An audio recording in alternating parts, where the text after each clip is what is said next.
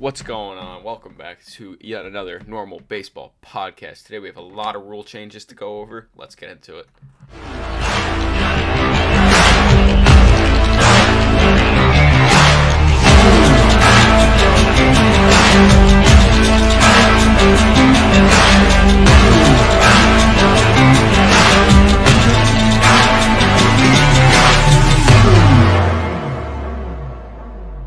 What's going on? Welcome back to yet another normal baseball podcast. I'm Alex, Normal Dog. That's Lewis. Lewis, how's it going? How's it going? What you wearing today? Let's kick that off first and foremost. Custom Oh my normal God. baseball jersey. That is gorgeous. That is beautiful. Thank you. And you, I could already see the.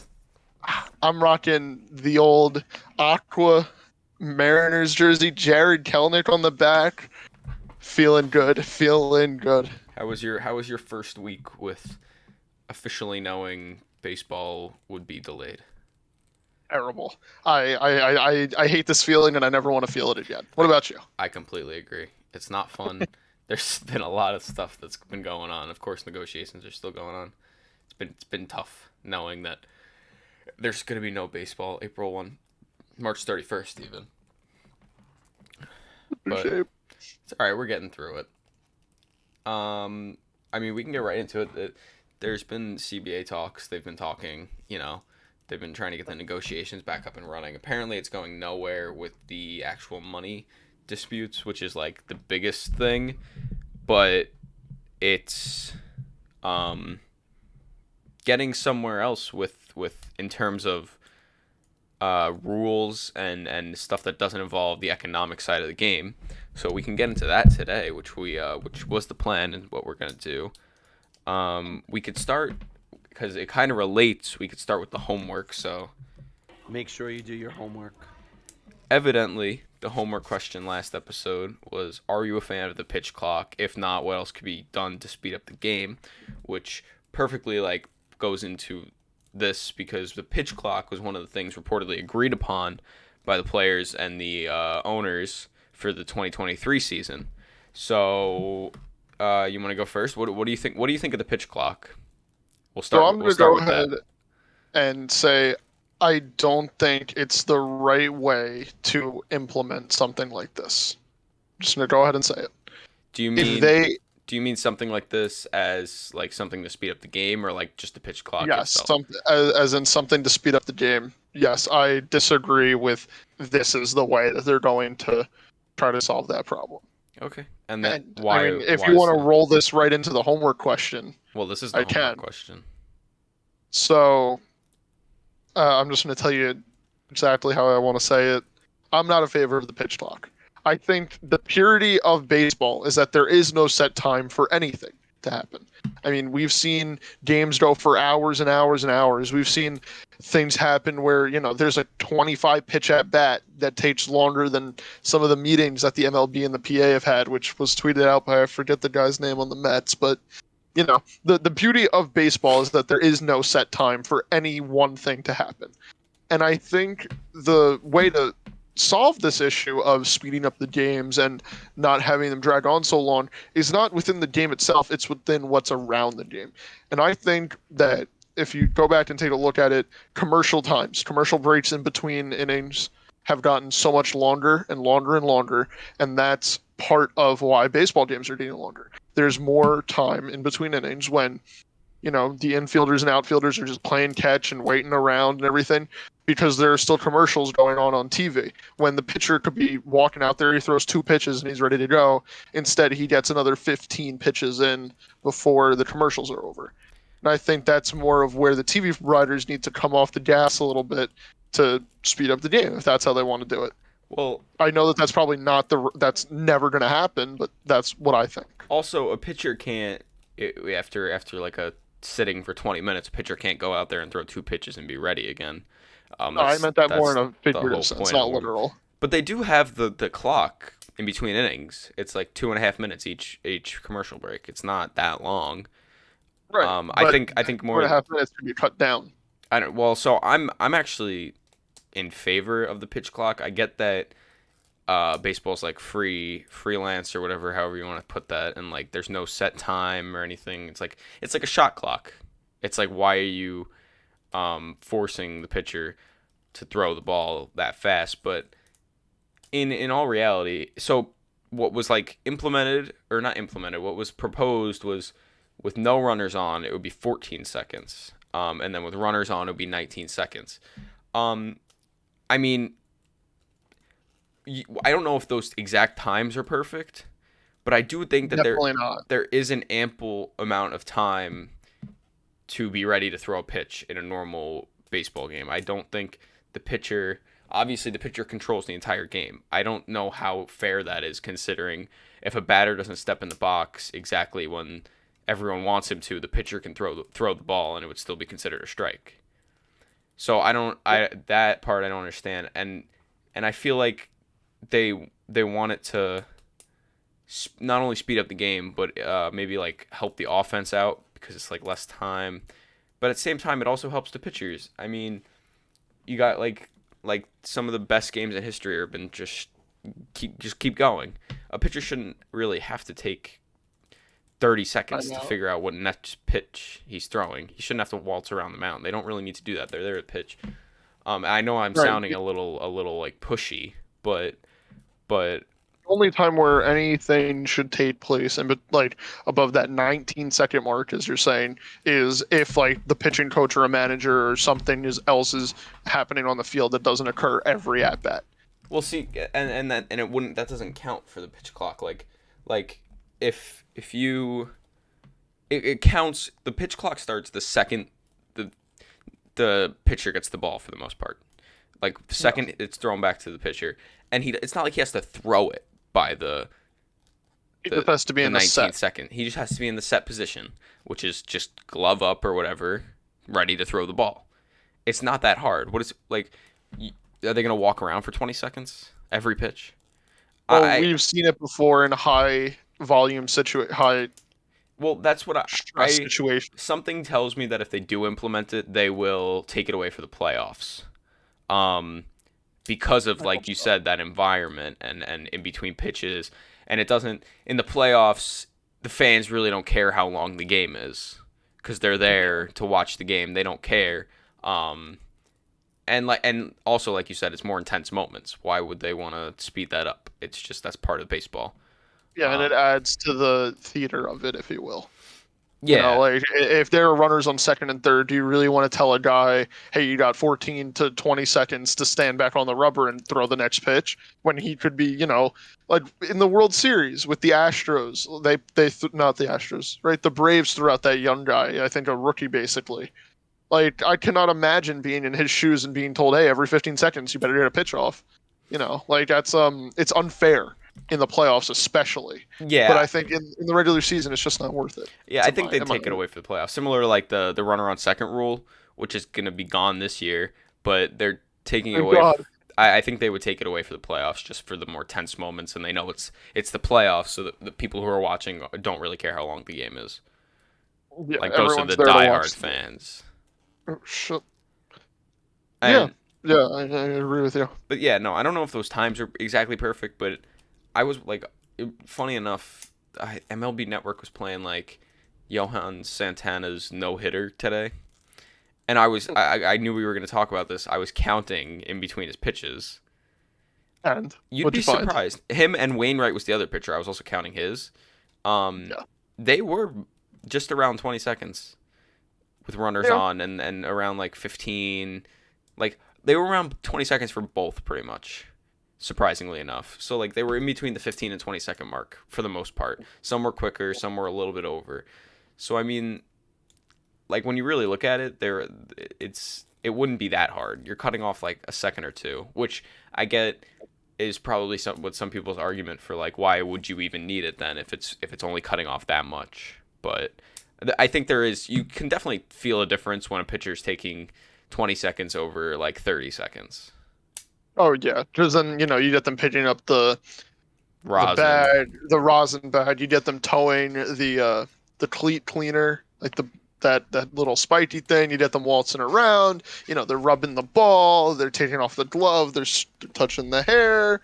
You know, like there's a lot that goes on, and some of it, especially like we said in the playoffs, where it's like high stress, high volume situations that not every MLB player will face. That's when you have to realize to turn the pitch clock off.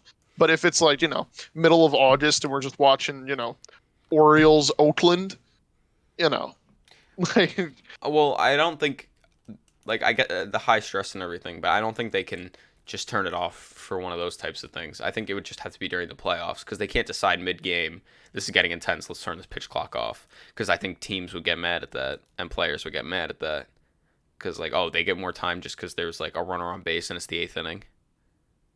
yeah, But I mean I'm that's fair. in the first inning. I'm trying to not let up runs from my team. Like Agreed. I could see both sides of the argument, but I don't know.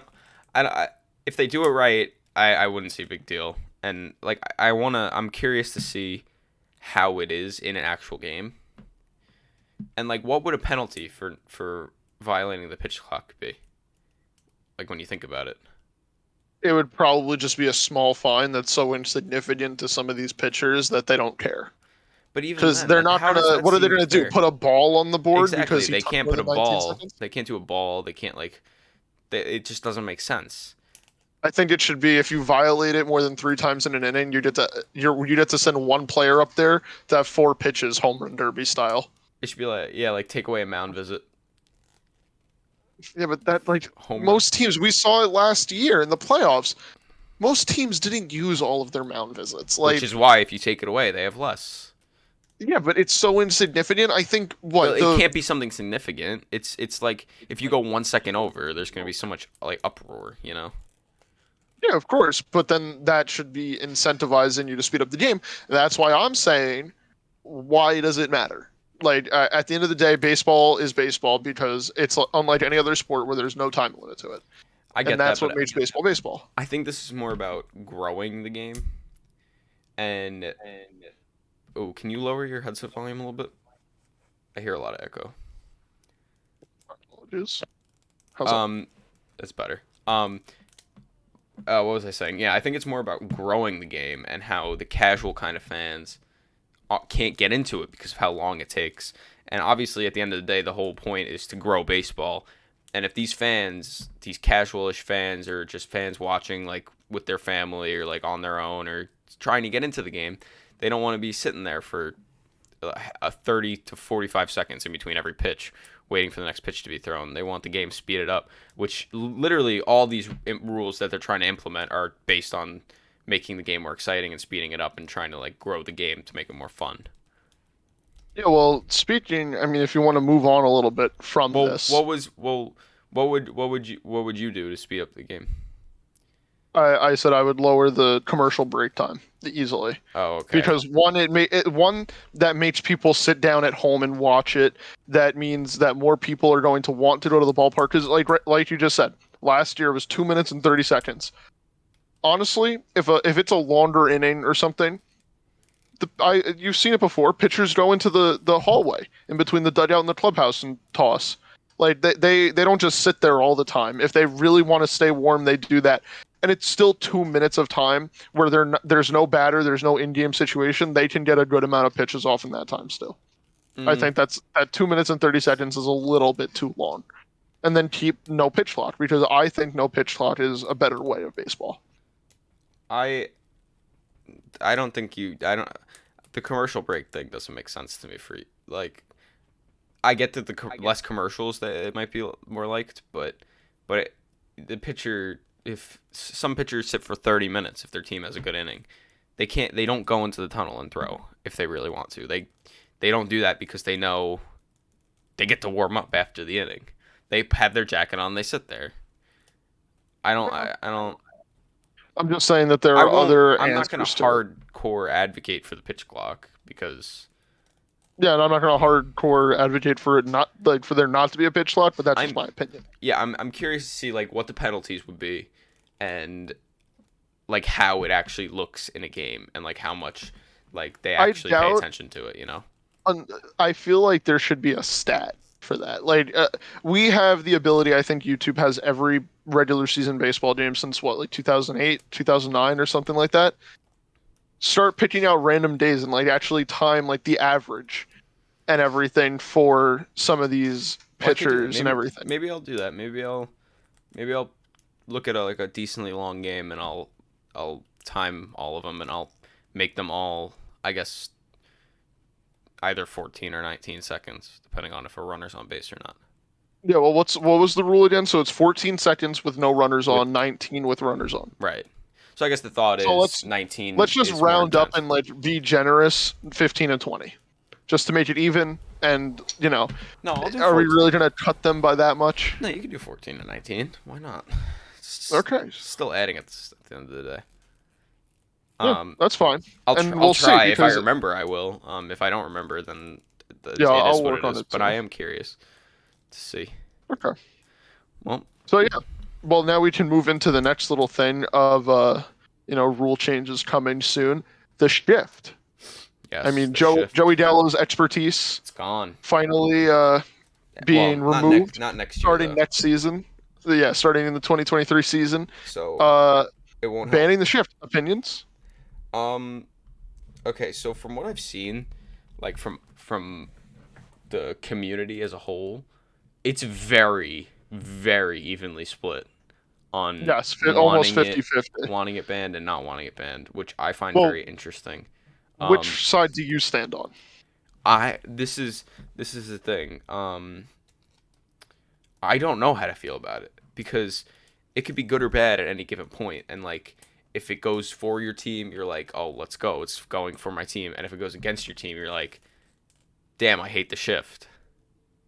So it's literally the most objective thing in baseball history. It's like you either like it because for one reason or you dislike it because it didn't work out for you, you know? Yes. So again, do you agree with banning the shift? I don't have an opinion. I don't know what else to say. I don't have an opinion. It's That's fair. it's hard because I think, like we said with the pitch clock, it depends on how they implement it. If they're going to say that every single infielder just needs to stand on the infield grass, and the outfielders can only be on the outfield grass, then that's like it's not changing much. What? So when they shift the shortstop or second baseman that plays deep into right field now just plays on the edge of the infield, I think that's insignificant. If they do two players on either side of second base, which it sounds like what they want to do. That's what I had down. Two infielders on either side of second, not That being can get allowed to interesting. go into the outfield. Yes, that can get interesting because then each player that steps into the box still has their holes that they can hit the ball to. And the defense would need to think more about it, would be more analytic driven as much, not so much as, oh, he just pulls or pushes the ball. Like, perfect example is Joey Gallo, right? We know he pulls the ball. He's a lefty. He always hits it into right field onto the right side of the infield. So instead of having, your first baseman playing a standard first baseman position, you push him onto the line. Your shortstop is basically standing on top of second base or behind it, and your second baseman is covering the entire in ground, like the entirety of the rest of the ground, because you have to cover as much of the field as you can. Yeah, like I had a list. I'm trying to find it of like the top players who were shifted against, and obviously it does help players. It'll help batting average, like you said. Extend some careers, if you could say. And I do think that like the two infielders on either side not going past third would be the way to go if they are implementing it. But I think that is the way to go. Because like they can't they're not being told to exclusively stay right at their position, but Right. they're also not being told that they can go wherever they want. but they can't just go wherever they want. And I get that it's like part of the game and like it's strategy, which when I think about it like that, it's like, yeah, it kind of makes sense for them not to ban it because it's strategy. And like the ball, like you should be able to learn to maybe push the ball because there are different mechanics that you can learn to push the ball and hit it to all fields. Yes. I get that it might not seem fair because some guys just can't learn to change how they hit just like that because that's how they obviously got to the majors.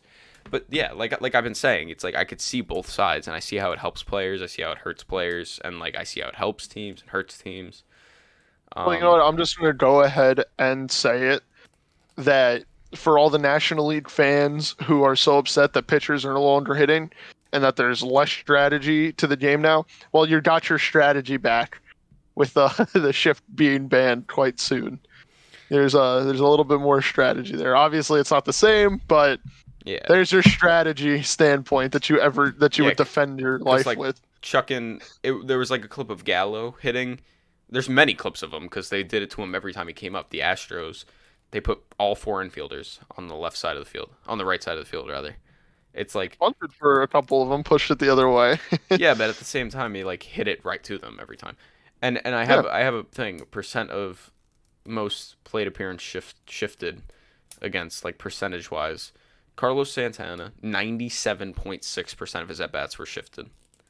Huh. Could you imagine that? Jose Ramirez, 96.4% of his at bats were shifted, and he was one of the best players in the game last year. Um, Joey Gallo, 95. Yasmani Grandal, Max Kepler, Cody Bellinger, Kyle Seager, Matt Olson, Max Muncy, Jordan. So you still have some really great players up there, even But being yeah, shifted notice against. how it's mostly lefties. Do you think that Not only is it mostly lefties, but it's not guys with known to be extremely high batting averages, except Jose Ramirez, but he's just a different being. he's just different. He's built a little bit different. But notice how all of those players that you just listed are mostly lefties. So then that comes down to, hitting coaches. Why is it that a righty can touch any part of the field and a lefty can't? Then you need to rework a mechanic. And yes, like you said, it's going to be difficult for a guy to change his approach or change his swing because that's what got him there. But once you're there, of course, you can always fall back on your normal approach to the plate and your normal at bat. But you also should be able to expand. And, in Joey Gallo's case, in Santana's case, like, you should be able to, if you really need it, like if your team needs it, you're down by one, runners on second and third with two outs, and everybody shifted to the right, you should be able to find the left center field gap. Right, Minimum. that's just skill. Yeah, and like obviously baseball is beautiful in the sense of, once you find your little thing, you can build upon it.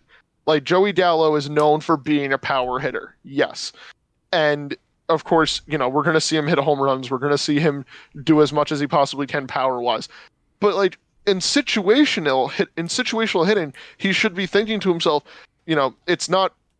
I'm not playing for myself. I'm not in college. I'm not playing to just better myself. I'm playing to help the team win. I should do my best to work with my hitting coach and push the ball the other way. I should, be sitting in the simulators and sitting in the batting cage trying to push the ball the other way. And I don't want it to just be luck. I want it to be a mechanic. Right. It's more of learning, like we said, learning how to do it. Yeah. Because that's your And job. it's not easy. It's not easy, and I won't fault any MLB player because first off, they made it to a higher level than I have in the game. Congratulations. And two, it's not easy no matter what level you are in. Even off the tee, some guys can't do it without moving their feet and like getting uncomfortable. They can't hit it the opposite way. It's a skill, and I think every player has the ability to gain that skill. It's just about how much time they put into it. Yeah. Especially Joey Gallo because he's donning the Yankee pinstripes next year. Well, it's not even next year, so it wouldn't really matter.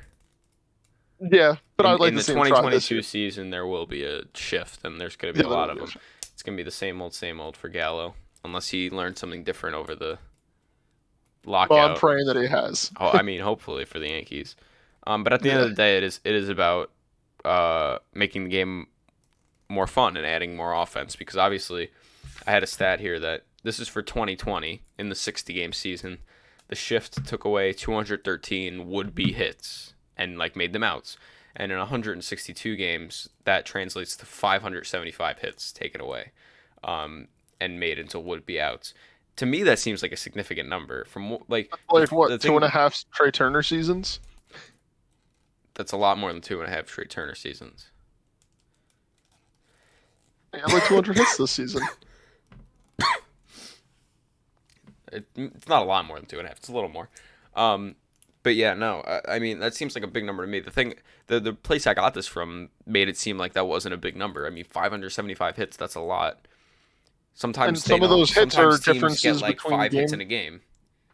Yeah. I That's a mean, lot of some of those hits. hits are the difference between winning and losing, like the difference between clinching a playoff spot and missing out on it, Right. or winning a World Series. Like it's not 500 plus hits is insane. Yeah, no, it's crazy. I mean, the Dodgers were the top team that shifted last year, and they shifted like 50 something percent of the time. Like that's I think it was you can't even call 55 that or something. strategy because if you're shifting for every player and At every that at point, you're bat, just milking it. yeah, you're milking it, and you're like, yes, you want to go out there and perform at your best to win every game possible, of course. But it can't be that serious to the point where you're moving your guys in and out every which way. Like, don't get me wrong, Dave Roberts, is he the coach of the Dodgers? Yeah, Right? yeah, yeah. Yeah, like I would love to know the guy whispering in Dave Roberts' ear, telling him every single time a player needs to be shifted against. Mm. Because one, that's an impossible job to figure out, and two, if I'm on the Dodgers, man, and I'm playing short or third or second, and I'm walking around every single at bat and not just in my like comfort zone, I'm getting a little pissed off. I'm gonna be honest. Like there's like a level of comfort, like Right. It's called when you position sign for a up. reason. Yeah, that you sign up to play a certain position. You don't sign up to walk around the infield dirt every inning. Yeah, it's because like shortstops sometimes would be in shallow right field. Like that's not a But we saw position. it. What was it? Was it this year or last or the 2020 season? Manny Machado was shifted I into was gonna say basically that. right field, and he made a catch like 20 feet away from the right field wall. Yeah, no, and he plays third base. He went like it's insane. Like that's not his position. That's not what they. Yeah, That's not what they gave him money to do. Um, but it was an impressive catch, I will say. it was a good catch. Um, I mean, the shift is obviously a part of baseball. Maybe not for much longer, but it's overdeveloped itself. Yes, it's been over exaggerated, overdeveloped, and it's become a bigger part of the game than even some of the pitches that are thrown. Mm-hmm. It's unfair to the hitters. It's unfair to the fans. I mean, obviously, the pitchers are going to be, but all my numbers, they're going to get lowered. Walker Bueller's going to have a few more hits Gotta get against him. raised. Yeah, who cares? Yeah, no. I mean, I just think it's more. Like I said, I don't fully have a opinion on it, but the first glance, it does seem decently fair. Although the things I like, the polls I've seen on like Instagram and stuff, it's been like just a little bit more for against it than for it, but not by much. And I think I don't see the issue. when people start watching baseball without the shift and realizing that it, like you said, it gets out to younger audiences and it's out there and people are seeing, oh wow, my favorite player, Brandon Crawford, lefty. Oh wow, he's finally able to get a hit in between second and first base because they're not shifting him. Oh, I don't know who else was shifted on a lot. That's like superstar, like Jose Ramirez. Like, oh wow, he's able to get more hits now. Now look. Not everybody shifted. That roller, what would be right to the shortstop, is now going to be a double in the gap. Yeah, it's like Jose Ramirez. Let's see, his batting average this year was 266, which is Down year for him. very bad for him, considering he's Jose Ramirez. You got to figure without the shift, it would have been at least 275. 280, yeah, in there. Which 275 is a lot better looking of a number than 266. Even 270. 260 is like, for a superstar That's player, like a that's a bit cutoff. low. Yeah. Yeah, and I mean another player that probably would have been shifted on a lot more if he had a full season. Nando. I don't know how much you watched of him, but most of his ground balls went to the left side, but his pop flies went to the right side. Didn't know that. Yeah, that's just I haven't watched every game of his, but from stuff that I have watched of him. Like that's sort of the natural trait that I saw. And I think that's just because he, like we said, he's a superstar in the game who has the ability that when he wants to try to hit a home run, he'll try to hit a home run, Right. like Joey Votto. Hmm. Yeah. So all in all, I love the idea of banning the shift. You stand in a neutral zone. I'm in a neutral zone for now until I kind of either get more info or just kind of see it firsthand, you know. Yeah, fair Which enough. I think I think that's fair if I'm being honest. But yeah. Then we could go to, I mean, the third kind of major thing besides the playoffs, but we'll get to that after. The third kind of big thing is making the bases bigger. This I don't understand why this is a way to make the game more exciting. because it first of all, it makes they're only gonna be bigger by like an inch and a half, I think, or somewhere around there. Like it's not like a foot bigger. They're not gonna be ginormous. Same bases. dimensions that they used in the Atlantic League. Shout out the Long Island Ducks. Yes, they used it in the Atlantic League. It promotes base stealing and like increases the chance of being safe, and somehow it prevents injuries. But it's more of because base stealing, obviously, you know, when someone's out by a fingertip, they'll Yeah. be safe now. Plays it first, really close plays it first, where they had to go to review, and the guy was out by like this much. Safe. Yeah. I mean, Well, no, there've been plenty. before each... Go ahead. There's been plenty of times where you have plays like that, and you think, wow, like a baseball diamond and all, like every component of it is like the exact right length for like these kind of things, you know? Yeah, the bang bang plays. Now, you did work for the Ducks, and in the Atlantic League, they did have these larger bases. Did you notice anything different about it? Like, do I you mean- really think that it's going to impact a major league club? I do. I certainly do think it does promote base stealing. Obviously I have a picture. I could try to find it really quick of the difference between the two bases next to each other. It's a lot more significant than you would think if I could find it. Well, that if it's is. throwing out an inch and a half on every I side. don't know if it's exactly an inch and a half, but Yeah, but still, I will say right Okay, now I yeah. am for it here it because is. it'll benefit a lot of players, So such as like Ozzy Albies and such. yeah, if you're listening to this, you can't see it, but if you're watching, this is the smaller one is the now bases, and so the top Lock one your screen. is the now. Yeah, is like MLB now, and then the bottom is what it would be. So there's like a pretty significant, like you could definitely tell the difference between those two bases. I don't know if it's just like me right now, but like it's a pretty significant amount, and I do Yeah. think it's gonna increase. You know what?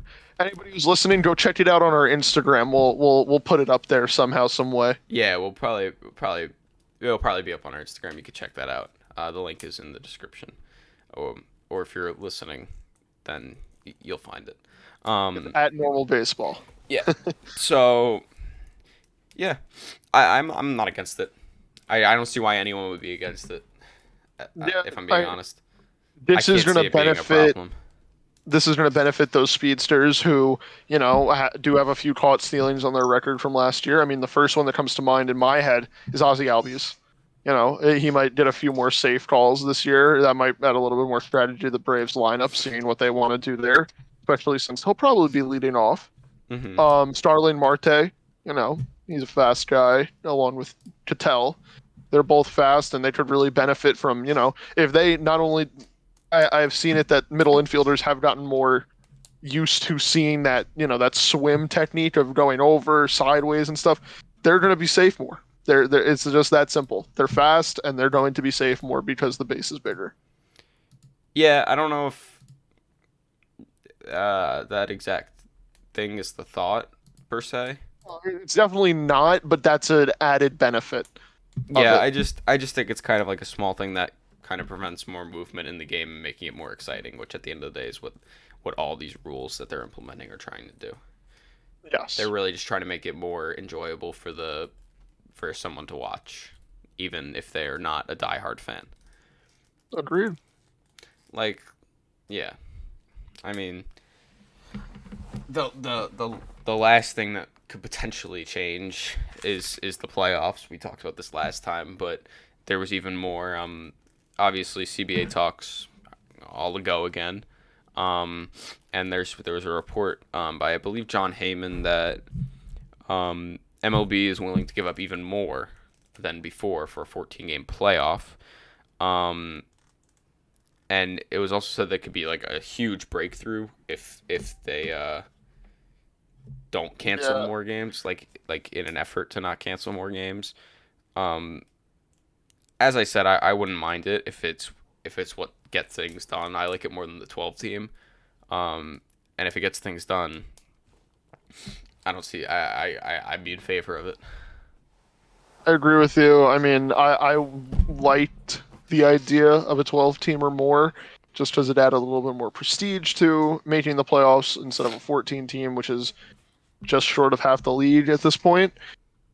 But if it's going to be the breakthrough that gets the owners and the Players Association, so close that you can almost smell that summertime air in the ballpark, then I'm for it. I'm not going to complain about it that much. It'll be a little bit different. It'll probably be like football, if I had to guess, where the first two teams are to bye, and then that's exactly what it would be.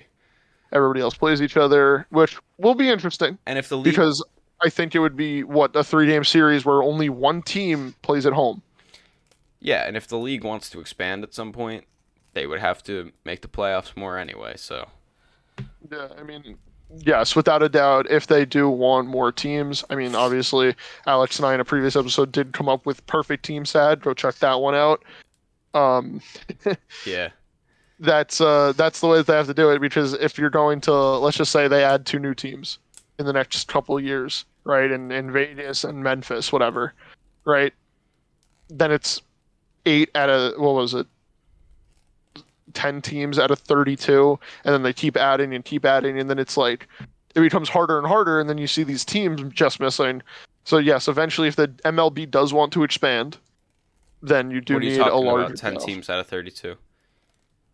Right, because in the regular playoffs, like not this year, it's 10 teams. Oh, you mean non-expanded? Yeah, it's 10 teams. Yeah, not expanded. It's 10 teams. And then if you want to add more teams, you need to make it fair, so everyone still has the same pot. I get what you mean now. Yeah, my apologies. But I mean, yeah, like more baseball for the fans. Oh, 3 more games for the players. Jesus. What was them? I know. Yeah, they're only multi-millionaires. Playing a game that they love. I'd kill to be one of them. I'm jealous. Yeah, you're telling me. We get more baseball. Owners get more money, which of course we know is the only thing they want. It's money. That's the only thing they care about. God forbid they care about the fans. And more teams get a chance. Which obviously every team, maybe not every team, but I'd say aside from 4 or 5 teams, every team wants to win. And if more teams get a chance, it sounds like a win-win situation. Win-win-win situation. Fans, owners, and players. Wins for everyone. Agreed. Now, just question, do you think, I don't know if we've touched on this or not, but the draft lottery, do you want to touch on that, or? Well, also I was going to say, I wasn't done. I was going to say that, hey, I mean, you were moving on. I wasn't done here. I thought that you were. No big deal. Like, if you really think about it, if you are the best team in baseball, should it matter how many teams you have to go through? Yeah. I mean, at its core, best team in baseball, play all 29 other teams. No, but at its core, you're the best team in baseball. If you're the 1 seed, say you're the 1 seed, you play the same amount. The Yankees are the 1 seed. You play the same amount of rounds as normal. Yeah. And say you're the 2 seed. If you're really the best team in baseball, you should be able to win a 3-game series when it matters the most. Yeah, especially if you're only at home and you're with. I think a big part of playoff baseball, which we're going to get to see more of now, is the home atmosphere. Home crowd atmosphere is the probably second most important component in playoff baseball, obviously besides scoring a run. Like the atmosphere, and we've been to plenty of playoff games and we've watched plenty on TV. You see the camera shakes, the stadium shakes, just like that volume is increased. And if you're an opponent going into, like Minute Maid Park or into Fenway or into Dodger Stadium, that noise must be terrifying. Meanwhile, your team, let's just take the Dodgers, the best team in baseball, should be able to get the crowd behind them and not be scared of them. Right. And we're going to see it with some teams that just squeak in. Like this, what was it last season? The Philadelphia Phillies should have made the playoffs if there were a 14-team playoff. Imagine Citizens Bank Park popping off during the playoffs. Like obviously booing Bryce Harper, but for everybody else, it would be loud. Yeah, if it was 7 instead of 5, it would have been Phillies, Reds in the NL, and Mariners, Blue Jays in the AL. We saw the Mariners late in the season. That was a playoff atmosphere, like at a bare minimum. Right. Imagine if that place was packed out. I'd argue the AL teams in that situation are better than the NL teams, because those two NL teams, I don't see them. I wouldn't have seen them winning the World Series or anything. They could have never gone far. But like those two AL teams were good teams, and it would have been fun to see them in the playoffs. And both 90 wins. Both 90 wins, yeah. Yeah. And both didn't make the playoffs. If they expanded, they would. And I think that adds a level of fairness, especially if, at the end of the day, for me, it's more about getting baseball back than 12 teams or 14 teams. I could care less at that point. If you're telling me that, by April or May, we'll be seeing our big leaguers go out there and compete, I'm in for it at this point. I could care less. Because the only issue I have with it is, like, last year with that, we had the potential 4-team tie for the AL wild card, right? That would not have been an issue if there was a 14 playoff. And think about how fun that was. Obviously, as a Yankee fan, it was nerve-wracking, but think of how fun that was to think of all these possibilities. With that, the A's were the team below the Mariners, and they weren't in it at all. It wouldn't have mattered. So I guess it does take away some of the competitiveness, but you do want a higher seed or whatever. Seeding is important, which is more like the NFL's kind of case, Yeah, and I mean, like you said, yes, the NFL is the biggest case because you get the comfort of playing at home, and especially, let's just take Seattle, for example. The Mariners, miracle team, America's team last year, they built a little bit better of a team. And, of course, I think everybody at this point is agreeing that they're going to make the playoffs. Who, the Mariners? Yes. Okay. Especially if it goes to 14 teams, that is. And if it does, we want to see them not just compete in the playoffs, but we want every team to have a home field advantage. We want that competition internally. So it's sort of unfair because probably after the All-Star break, it'll kind of be decided, and you'll know what team is going to be where. It's just a matter of what number seed they get. And then it makes the games where, the 1 seed plays the 2 seed is so much more important, or the 3 seed plays the 4 seed, and that's so much more important. Even though it's just the regular season, it's going to be a playoff type of game for the players. Yeah. Because I can tell you right now, nobody wants to come into the Bronx, baby. No one wants to be here. Oh, yeah. When we raise that piece of metal, it'll be one hell of a day. Yeah. Speaking of that old piece of metal, Mike Trout spoke out about how he feels about Bobby Manfred. Fraud that is to you. He posted on Twitter like a picture. He said, I want to play. I love our game, but I know we need to get the CBA right now. I know we need to get the CBA right. Instead of bargaining in good faith, MLB locked us out. Instead of negotiating a fair deal, Rob canceled games. Players stand together for our game, for our fans, and for every player who comes after us. We owe it to the next generation. I find it so funny that he called him Rob. I like to imagine that, obviously Mike Trout was not at the meetings in Jupiter, but I like to imagine that he was on the phone with Manfred at one point, and Mike Trout went, "How's it going, Rob?" and Rob Manfred decided with, "Hello, Michael." Like very, very like passive aggressive statement out of Mike Trout. I mean, round of applause. Round of applause. Could not have done it better myself. Yeah, I mean, that's really all there is to that. The best player in baseball speaks out. Apparently, I'm just reading this now. MLB presented multiple proposals to the association on Monday, and the sides are set to meet again Tuesday. If a deal cannot be reached by Tuesday, MLB plans to cancel another week of games.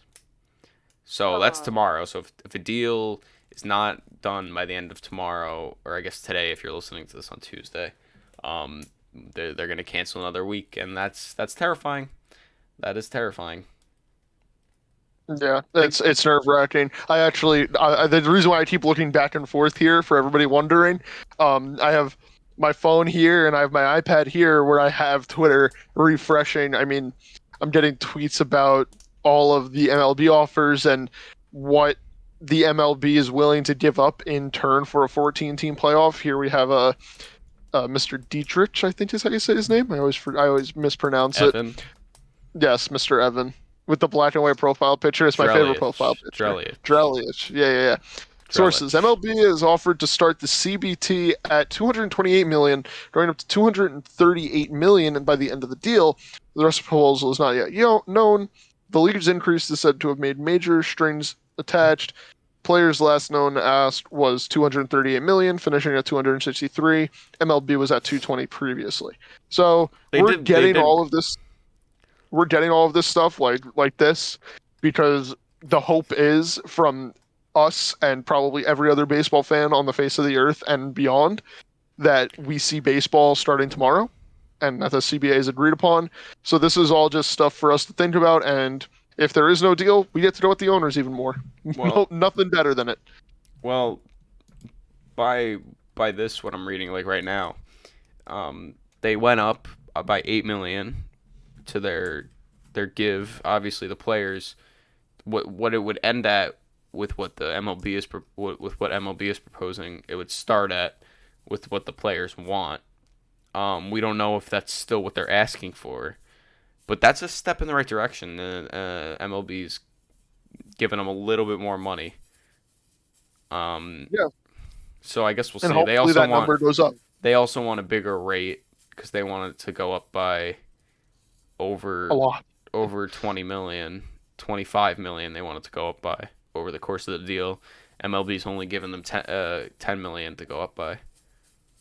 Yeah, and I think that just the fact that all these numbers are coming out, I'm hoping that the Players Association and the owners are not just sitting at home doing nothing. I'm hoping that they're at least in the back of their mind thinking like there's a way to compromise this. If they want to give up 10 and the players want 20, why not meet in the middle at be a little bit nice for the owners so you can just get baseball going and agree at 13 or agree at 15 to be dead even.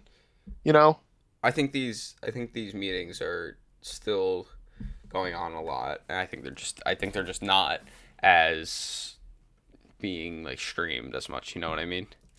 Yeah, I mean the lawyers met today, and there's a meeting tomorrow. Tomorrow meaning the 8th of March. That is. Yeah.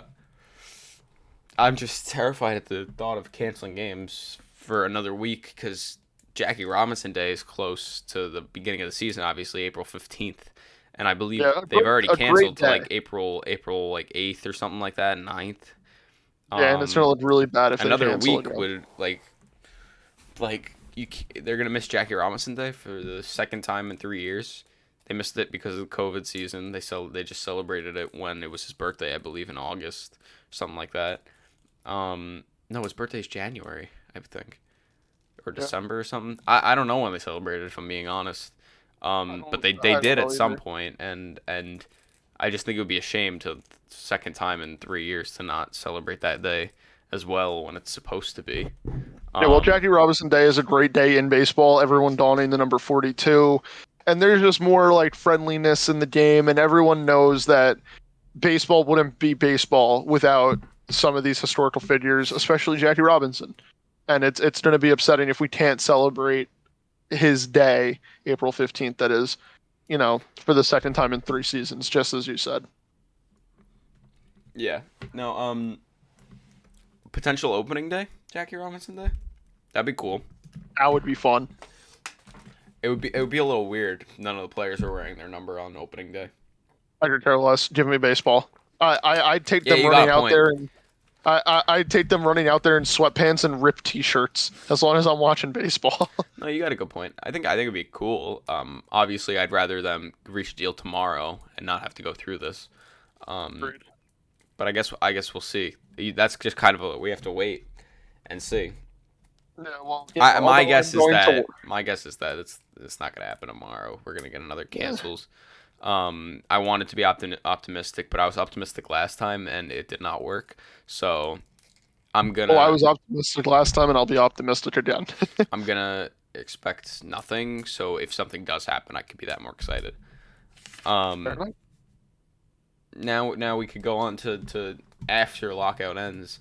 Something that could potentially happen. We got more Freddie Freeman rumors today, from 2 different things actually.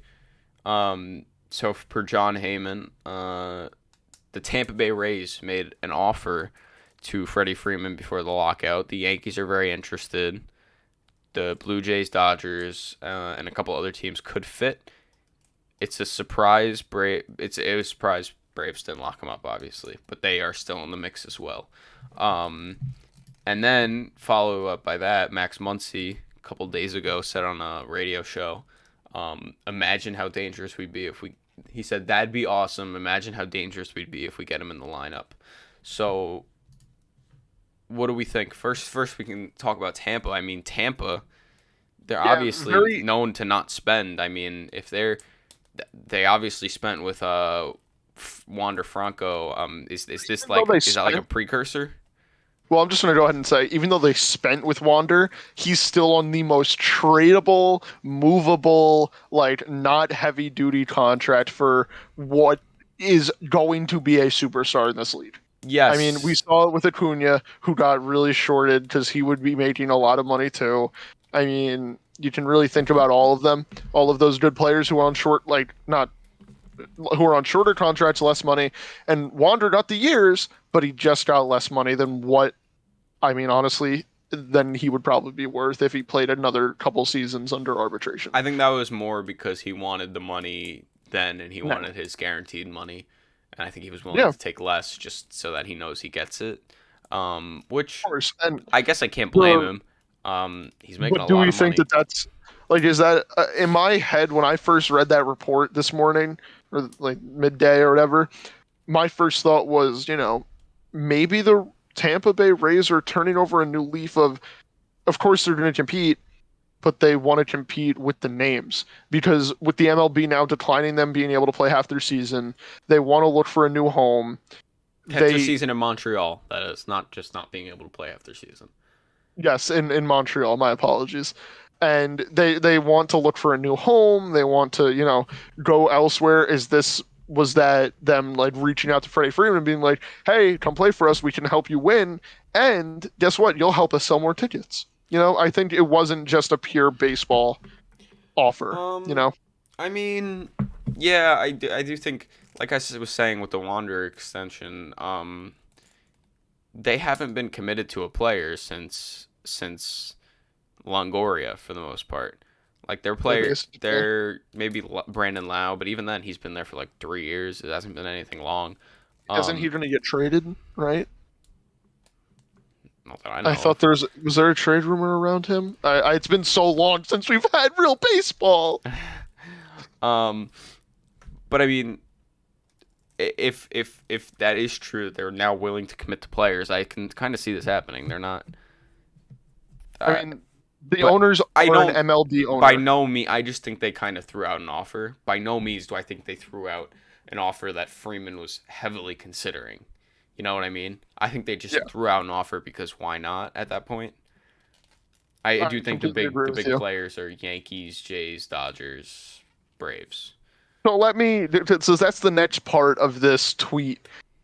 The Blue Jays? I mean, any other year, Why not? Vlad Jr. wins an MVP Vlad Jr. at first base. Yeah, but they have a DH spot. But they're going to give Freddie Freeman or Vlad the only way for them to play is playing DH. Well, they'd and switch. it would probably It wouldn't be one it would exclusive. probably be no, it would probably just be Vlad. I mean, if you're going to give Freddie Freeman all that money, I don't think they don't roll him out there every day. I disagree.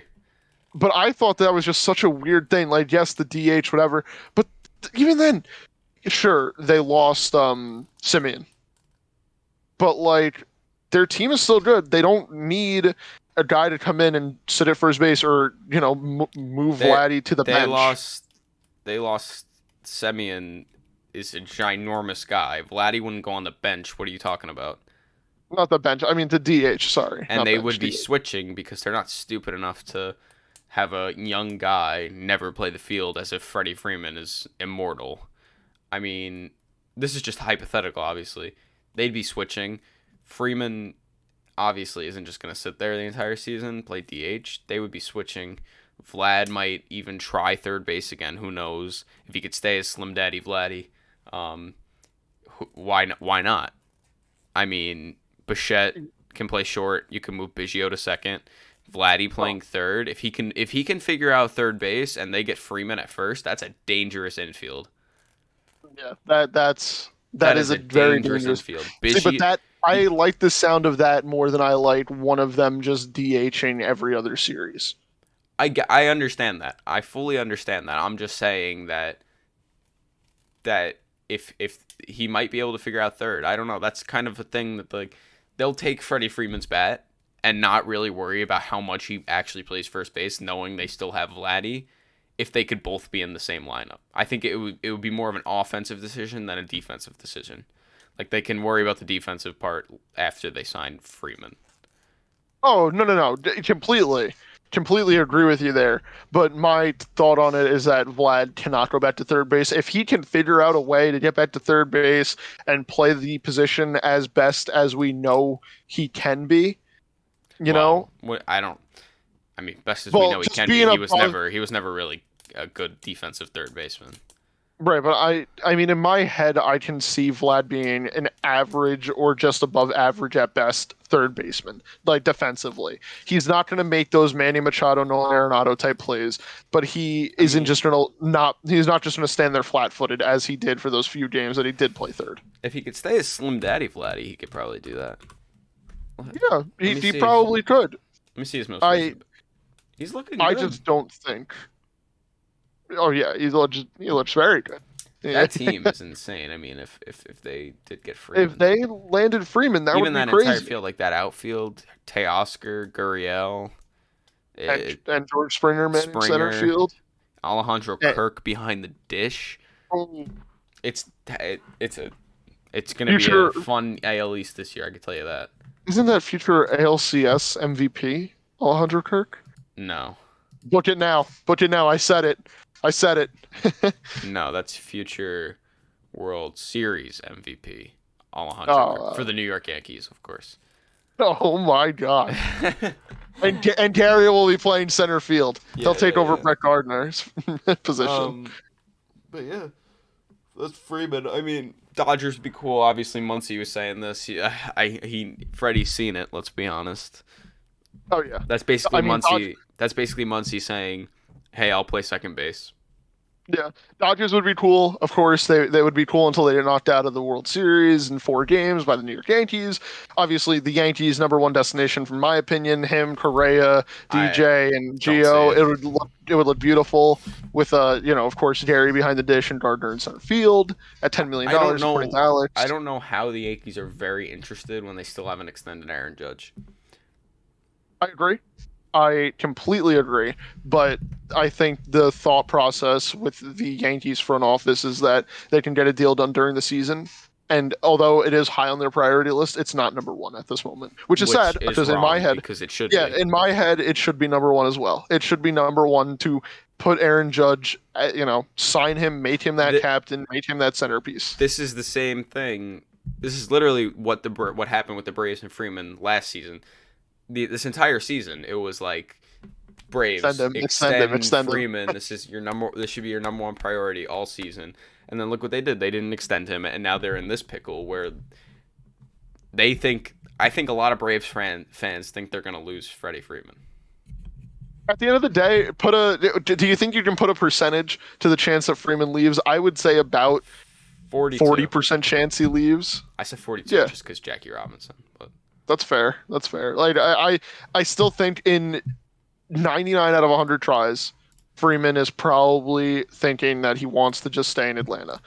I cannot imagine him going anywhere else, especially after winning the World Series and beating the Dodgers as everyone thought they couldn't do. Like he did it all in one of the best seasons in baseball.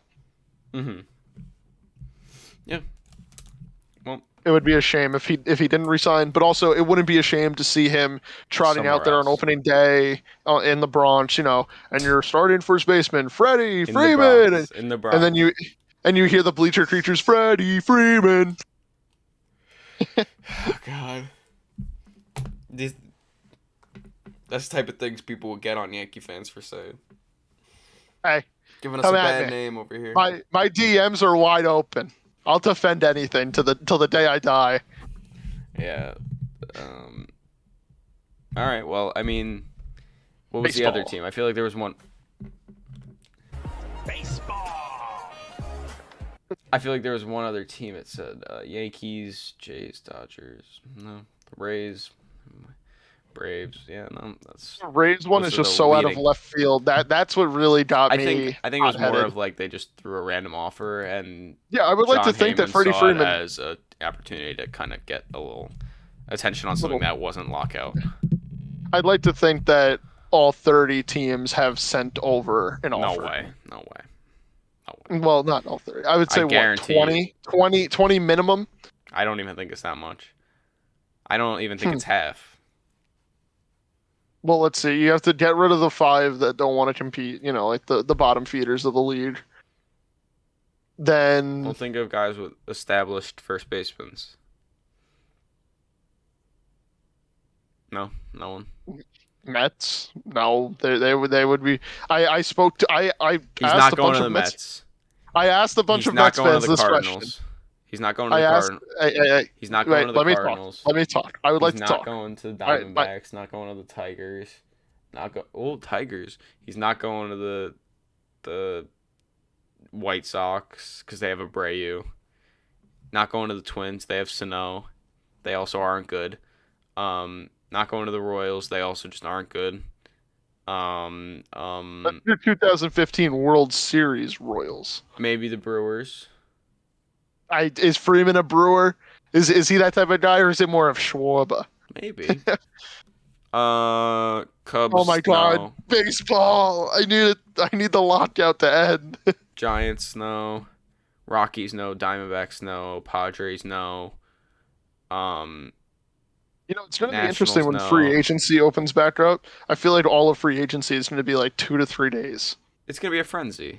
That's what Jock Peterson said. It's like what he tweeted. We talked about that last time. It's just going to be madness. There's so many unsigned free agents that you don't even realize, and there's going to be a lot. I love it. I love every minute of it. Oh, me too. I completely agree. I think the last thing we really have is this. The MLBPA launched a $1 million fund to help the workers affected by like lockout and like the ballpark workers who make the like game at the everyday kind of ballpark stuff happen. Operations and all that. Great job. Absolutely phenomenal. Great cause, and it makes the players just look even better. It's nice to see that at least one of the two parties in this lockout are aware of the things around baseball. Yeah, that's what I said. It's like it's a great gesture. First 2 series canceled. It's just another reason to love the Players Association. I think it was a lot for PR. I don't want to say they just did it because of that, but that definitely was a big factor in it. Like, let's do it. It's going to give us good PR and it's going to help people. I do think the helping people was a big part of it, obviously, but the PR was also big part of it. It's just a great move. They care about the people who contribute to the actual games. Unlike MLB and its owners, they just care about the talent on the field and how much their money they're making from it. Yeah. I like it. It's a good offer, good gesture. Interested to see if Agreed. they do another 1 million if they cancel more games, because Yeah. obviously that's a lot of money. But I mean, Mike Trout could just cut the check himself. I mean, Patrick Mahomes, he's a part-time owner in the Royals. He could cut that check. He's the $500 million guy. he definitely could. Or Mookie Betts. Did we get a Mookie Betts? His name is Mookie Betts. I said, Poppy, can he play baseball? He said, man, can he play baseball? I mean, Mookie. Anyway, I mean, I think that's all we really got. I mean, I'll give you. Is there anything else you want to talk about? Oh, I think we can move on to our last little bit here. Yep. All right. Well, Make sure you do your homework. homework question for this episode. Kind of thinking this on the fly as I'm talking right now. If you could pick 3 players to start your team, build a team around, who would they be? And obviously why. Actually, no, I'm gonna change it. Ready? We'll do a start bench cut. Oh, okay. So start bench cut. Machado, Arenado, and let's go with Jose Ramirez. Start bench cut. J-Ram. So There are so many different answers to this, and I don't think any one of them is wrong. yeah, no, I don't. There's no real wrong way. But there are 9 different combinations. Wait, no, that's wrong. Come on, get those math skills here. Oh, This shit. is a math pod. It's not a math pod. No, it's Wait, let's- 1, 2, 3. 1, 2, 3. Then 1. 2. I can't deal with it. All right, it's 10:30 at night. it's a few. There's a few. But yeah, I mean that should do it. Hopefully by tomorrow or by the time you're watching this or whatever, we'll have some sense of if baseball's gonna be back or not. Hopefully it is. But we'll have to wait and see. Either way, we're here for you. We got a couple of fun episodes coming soon, so I'm looking forward for that. And yeah, this has been a very, very normal baseball podcast, and we'll see you next time. Peace.